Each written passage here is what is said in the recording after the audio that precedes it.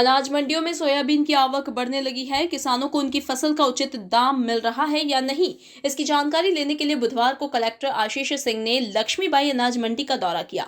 उन्होंने मंडी में अपनी उपज बेचने आए किसानों से चर्चा करने के साथ व्यापारियों से भी चर्चा की। इस दौरान उन्होंने सोयाबीन की नीलामी में किसानों और व्यापारियों के बीच खड़े होकर नीलामी व्यवस्था को समझा। उनके खड़े रहने से किसानों को करीब 200 रुपए दाम अधिक मिले। इसके बाद कलेक्टर विपणन केंद्र पहुंचे, जहां किसानों को खाद और डीएपी वितरित की जा रही थी। कलेक्टर ने अधिकारियों से खाद की उपलब्धता की जानकारी ली। अधिकारियों के मुताबिक लक्ष्मीबाई अनाज मंडी केंद्र पर 74 टन खाद उपलब्ध है, जबकि अन्य समिति में खाद की पर्याप्त उपलब्धता है।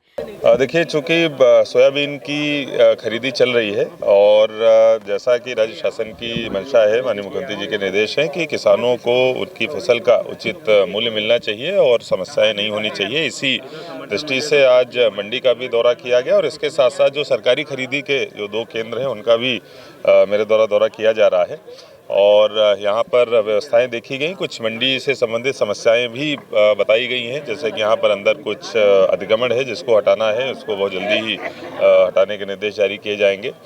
सभी व्यापारी बंधुओं से ये आग्रह किया गया है कि जो भी किसान ला रहे हैं उनका सबका फसल का उचित दाम दिया जाए, अच्छे तरीके से ऑक्शन हो और सभी को उचित मूल्य मिले, क्योंकि सरकारी खरीदी तो चल रही है लेकिन वहाँ की अपनी सीमितताएं हैं। जितना रजिस्ट्रेशन हुआ है, जितने लोग जा रहे हैं वहाँ पर एमएसपी पे खरीदी हो रही है, लेकिन मंडी में चूंकि आवक ज़्यादा होती है इसलिए किसानों का असली फ़ायदा यहीं से होना है। किसानों का फसल का उचित मूल्य मिलना बहुत आवश्यक है।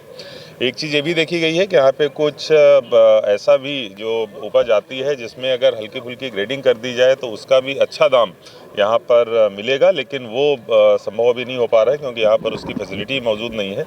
इसलिए बहुत जल्दी ही कुछ इस दिशा में कदम उठाया जाएगा कि हम लोग ग्रेडिंग फैसिलिटी यहीं पर भी उपलब्ध कराएं। अगर किसानों को लगता है कि यहीं पर ग्रेडिंग करा के वो उपज अपनी बेचेंगे तो ज़्यादा उसकी कीमत मिलेगी, तो निश्चित रूप से उनको फ़ायदा होगा।